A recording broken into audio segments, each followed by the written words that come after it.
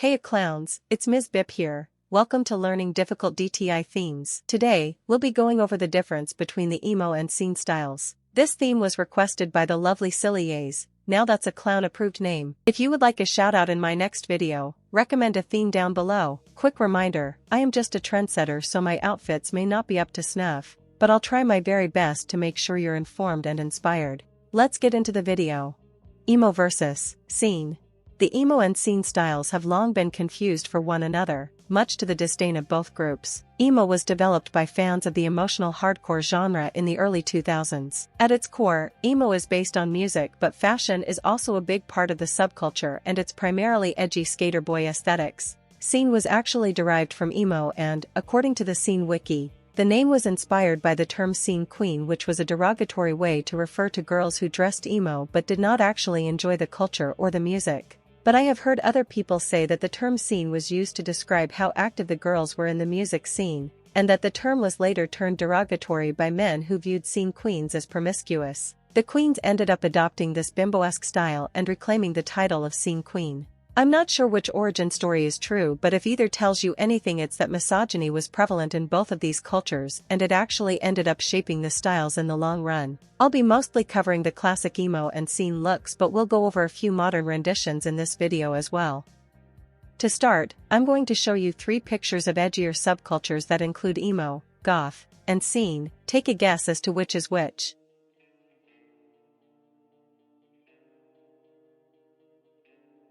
Did you get them right? A common misconception about edgier subcultures is that they all look the same, but I think the primary similarity between them all is the use of the color black. Much like goth outfits, emo outfits are dark and edgy, but they're a lot more casual and modern.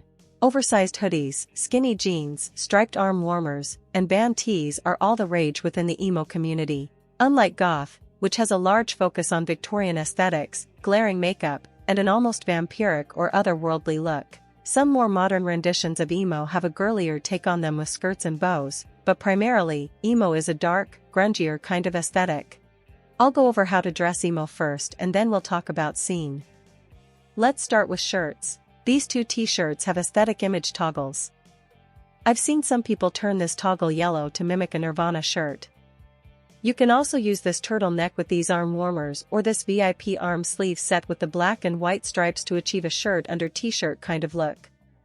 I also like to use this shirt because it adds some nice texture and definitely has more of a casual look.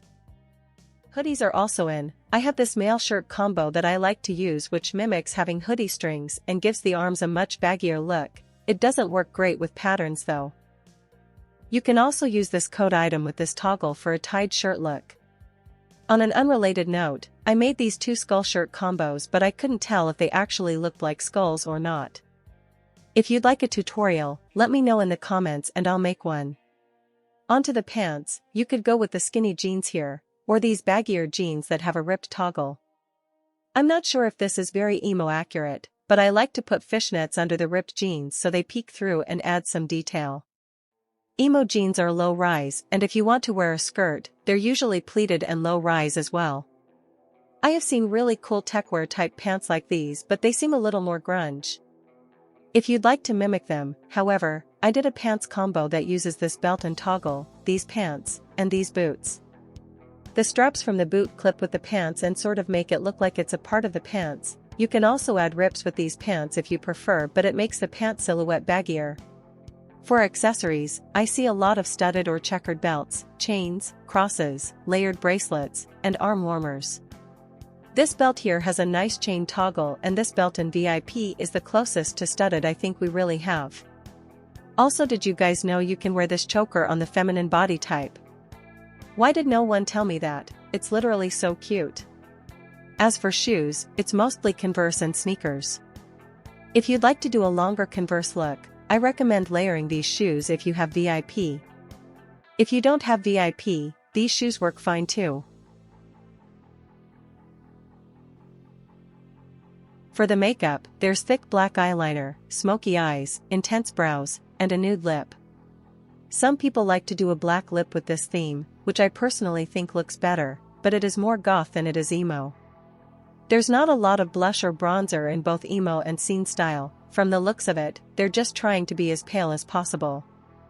Here are some non-custom makeup faces you might want to use. They're not entirely accurate, but I think they're the closest you'll get with preset faces.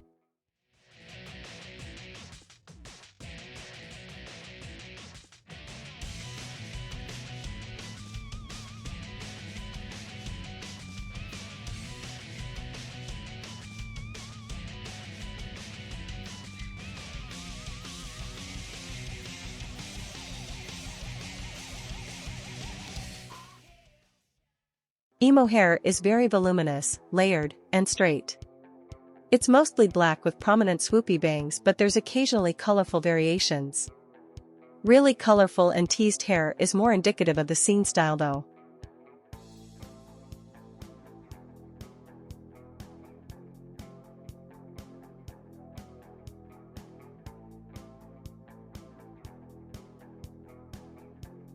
Here are a couple of hair combos that might not be super accurate, but they are super cute.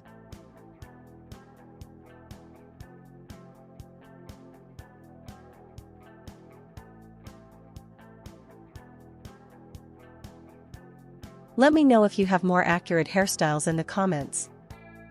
For patterns and colors, I see mostly black, white, and red. I would stick to any black and white patterns. You can use checkered and striped patterns for a lot of the accessories. Feel free to get a little stylized with your emo renditions, as long as you stick to the heart of emo edge and casualness. It's okay to be bold with your interpretations. Onto our scene queens. I think that Scene is just emo's more whimsical cousin. They use a lot of the same basic outfit elements, but Scene is girlier and a lot more colorful. Scene also has a lot of 2000s characters and elements, like Gur from Invader Zim, Pikachu, and Hello Kitty. They're also big on animal hoodies, which will be a dream with the new accessory Game Pass. Currently, you can do this panda hat, this Pikachu hat, or this Gur hat. I'm going to link a lot of cool hat hacks in the comments, so check them out if you'd like. For shirts, you can go with a similar style for emo but use some patterns or fun colors if you want. A lot of shirts stay pretty loyal to emo, but I've seen some pretty colorful jackets thrown into the mix. Maybe you could use this code jacket. You could also do some tight crop tops or messier shirts. Most early 2000s outfits were pretty tight, but I see some loose shirts tucked into skinny jeans as well. Feel free to get creative. For bottoms, you could do ripped skinny jeans, colorful shorts, or fun skirts to add a little spice to the look. These bottoms are often accompanied by a colorful belt and some striped socks. If you go for ripped jeans, I think doing the star toggle on these jeans is perfect and really fun. The accessories are where you're really going to shine with Scene. It's kinda like Y2K Decora emo. Am I mashing together fashion buzzwords or what? Bows, ribbons, bracelets, fingerless gloves, ties, and chokers will elevate your look to the next level. I've seen some of these furry leg warmers being used as well. Scene has a lot of hipster and XD vibes from the early 2000s, so they tend to have oversized nerdy glasses and tutus as well. More modernly, Scene had a 2020 revival, fittingly called the Roaring Twenties, also OMG, call back to the last video. Could this be more perfect? The style is very similar to how it was in the past, but I've been noticing a bit of a mature twist with the new stylizations. Booty shorts, fishnet stockings, and corsets seem to be more common in modern Scene renditions. For colors and styling, I recommend you go with some Lisa Frank type patterns, very colorful and busy with dark accents. Neon colors and black should be your main color palette, but some people like to have pastel accent colors thrown in. In more modern renditions, the colors are a bit more muted, but if you'd like to go with the classic neon look, feel free to.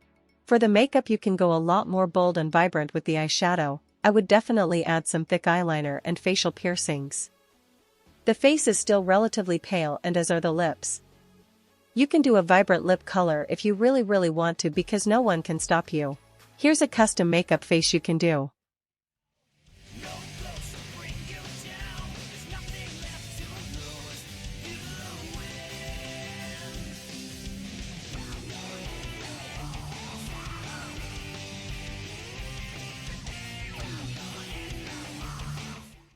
None of the preset makeup faces really scream Scene to me, but you can do an emo face or go for this brat face. Finally, onto the hair. As I mentioned previously, Scene Hair is a lot more teased than emo, but it's got a similar swoopy feel. Scene Hair can get absolutely crazy, so feel free to go ham with these styles. Raccoon coloring was pretty popular, but we unfortunately don't have that in the game and it's kind of hard to replicate. Here are some hair combos you can try.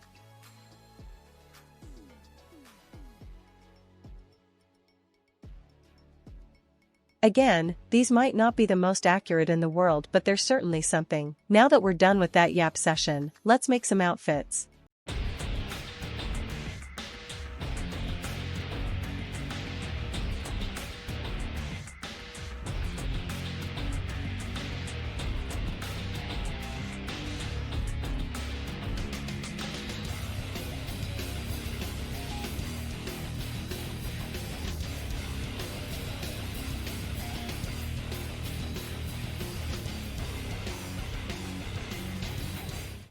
Like I clarify in every video, these aren't hard rules and fashion is all about exploration. My own outfits might not be entirely accurate, but they take a great deal of inspiration from email styles.